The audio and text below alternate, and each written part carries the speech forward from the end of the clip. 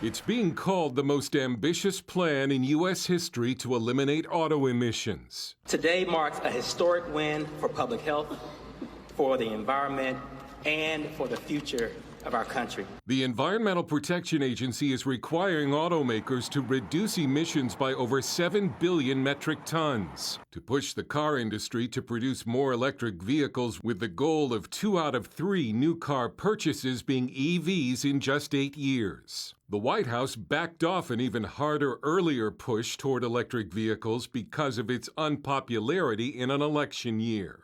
But should the White House and the EPA be telling automakers what kind of cars to sell to consumers? A lot of auto dealers don't think so. EVs made up less than 10% of car sales last year. And with unsold inventory of electric cars piling up at dealerships, 5,000 auto dealers sent a letter to the White House in January asking it to tap the brakes on its push toward EVs. Rick Germain, president of Germain Auto Specialist in Columbus, Ohio, says the demand for EVs now just isn't there and won't be for a long time. It's obviously the infrastructure, it's the range, it's the cost. Those are the 3 things that we hear from customers. There's just, for a lot of people, it's not a vehicle that makes sense. While the White House claims the reduced emissions will help save the world from global warming, it was the bitter cold this past winter that had some EV owners rethinking their purchases because their cars did not have enough battery power to drive as far as advertised. There's also a lack of charging stations in many areas. This is an idea whose time has not yet come. Diana Furchtgott-Roth is an economist at the Heritage Foundation. Look, this is great technology for people who don't have to drive very far and who have charging stations in their homes. But for other people, small businessmen, farmers who have to drive hundreds of miles a day, these vehicles do not work. They're not convenient.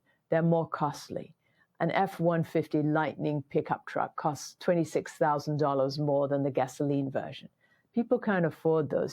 The EPA claims the move to EVs will improve everyone's health, especially kids. That means less heart disease. That means longer lives. But Furchtgott-Roth says Americans will now hang on to their old gasoline-powered cars longer, and that's not safer. She also accuses the White House of trying to create a market for EVs that just isn't there. The federal government is spending your tax dollars to get manufacturers to make these vehicles, and then spending more of your tax dollars to get people to buy them, and they're still not selling.